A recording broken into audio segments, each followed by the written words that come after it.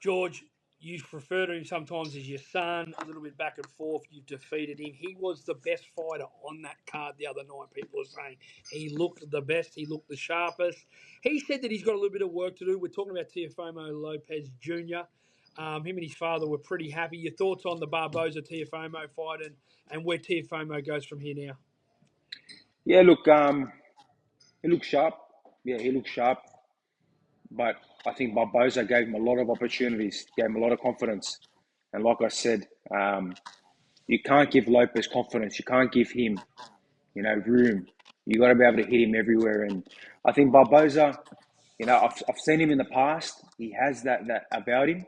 But I feel like maybe he had too many fights, at training camps as well leading into this fight. So, yeah, Lopez was fresh. He looked good. He looked sharp. Was there still mistakes and holes there that I see and a lot of people say? Yes. But out of the 6 fighters that fought that night, yeah, he was the best fighter, of that night. Can he mix it like you're going up and weight down? I think you're going to be so much better for 140 being around with you. I think you probably Rolly actually said this as well. He did a couple of too many fights at 35, did a couple of too many at 40. With Teo fighting at 40 on the weekend and then trying to step to sort of a Boots Ennis or a 47 or a Brian Norman, is that a little bit too big for Teo at 47, or do you think that he will go up there and test the waters there and see if he can pull it off?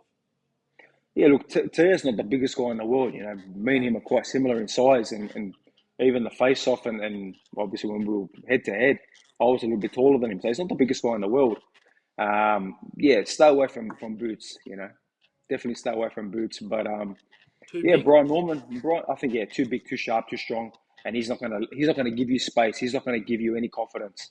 And I think, like we've seen, Lopez needs that. If you don't give him that, um, then he's going to have his time. But obviously, if you put that pressure on him and, don't let him do what he wants, then we see what happens. But yeah, stay away from Boots. Brian Norman is a good puncher, but yeah, I think that's a possible fight if he does want to go up to 147. So you have to wait and see. There's a lot of options, a lot of different fights, a lot of moving parts. There's a guy who's about to, become a 2 division champion in a few weeks. So there are a lot of options. Getting to that, George, there's some big fights coming up in the future. Caleb Plant's coming back shortly, Jamal Charlo, but probably the biggest fight next for us across the world is obviously the big one with you, Richardson Hitchins, June the 14th, Madison Square Garden. I see there's a lot of media starting to come up. You guys have got a bit of work happening back in New York in the next couple of days. George, how zoned in are you in this now? And is this sort of similar feeling to what you had? I'm not going to talk about Maxie Hughes in 2023. I'm going to talk about the Teofimo camp that you did down there in Florida. Is this the sort of same feeling you've got compared to the 2021 mindset of heading into this Hitchens fighters? Some people say you're an underdog. Some people say that you're a big shot at becoming a 2 division world champion. Yeah, look, I'm preparing very hard. Like I said, activity is key. I only fought a 12-round fight and had a whole training camp only a few weeks ago. I feel good. I feel fresh. I've got my whole team here. Like I said, my coaches here, doing fantastic work at Mark Ramsey's, boxing gym, and a lot of great eyes and a lot of boxing brains. Little tips, everywhere. But I'm very hungry, very motivated, very focused. And like I said, I'm going to a place where I'm 2-0 already, a place where I am very focused and confident to be 3-0. Yeah, it's Hitchens is the new champion. His head's extremely big after his big win beating another Australian. But yeah, I'm looking forward to showcasing on June 14th, the day that is a special day for me. I saw some stuff the other day. He seems very like, and I'm not knocking people's past and that, but this is his so-called homecoming. George, when you did a homecoming, you did it in front of 44,286 people. Then you backed it up with another 16,000. Lomachenko, 15,000. Are you sort of going to teach him a little bit what homecomings are all about? Because really, your biggest win of your career is actually in this arena. He hasn't fought, a homecoming since he's won the world title. You're the first person to do it. But really, is he getting a bit overwhelmed by it all? And is he looking past it? I see him putting some stuff up on Instagram about him and Floyd and all this sort of stuff. Does he kind of think that he's hit the jackpot already? Yeah, look, for me, it doesn't really bother me. He's the champion. He's the guy now. It's his homecoming. Let him enjoy it. Let him parade around and let him overthink and let him do everything. Hey, I ain't got nothing to lose. But I tell you what, the experience that I have been at this pinnacle, 6 world title fights. While this is obviously his first defense, I have had 6 world title fights against the best of the best. Now, if we run through the guys that I have fought and been in there with, compared to the guys that he has fought, um, that experience is huge.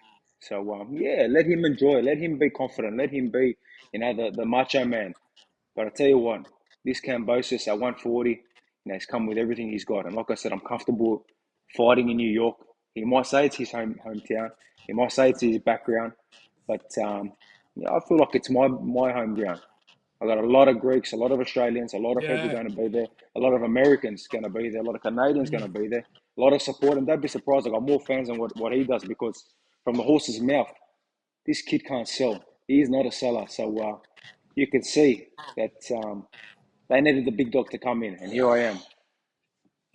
George, last but not least, when you look at this fight and you think about the sacrifices you have to go through from your family and that, when you watch the fights on the weekends and many people in the boxing, and I'm not going to have a go at Canelo and Skull, that was a different type of fight, but when you look at those 3 ones that were very, very close to your weight division, anything is possible. Are you kind of keen to sort of get in there and go, right, I'm going to show you how another big upset is on June the 14th, based on what you saw on the weekend? I know you fighters, when you watch things like, oh, geez whiz, why is he doing that? What's going on there? This can happen. Rolly's just dropped him. Is that sort of your mindset as well? No, my mindset is victory. I'm not worried about anyone else. I'm focused on what I'm here to achieve, the sacrifice, the dedication that I'm putting in for my career right now. And yeah, one thing that it does teach you is that never count anybody out. Underdog or super favorite. This is boxing. This is 2 hands. And it takes one shot right here on the chin, a certain amount of little pressure and pounds to knock someone out cold. And yeah, we've seen Hitchens hurt. We see the way he fights, and I just hope for his homecoming, his big parade, that he comes and gives the fans a real fight. Because George Kambosos is always going to come and stand and be ready for a real fight, a real war. That's who I am. That's the way I fight. But let's hope he just doesn't run and bore everybody to death. But if he does run, we've got a lot of tricks up our sleeves as well. George, thanks you for your time, mate. We'll see you in New York in a couple of days' time, and obviously the build up the back half of May into June. Cheers, guys. All the best, and God bless. June 14th, 2 division champion of the world.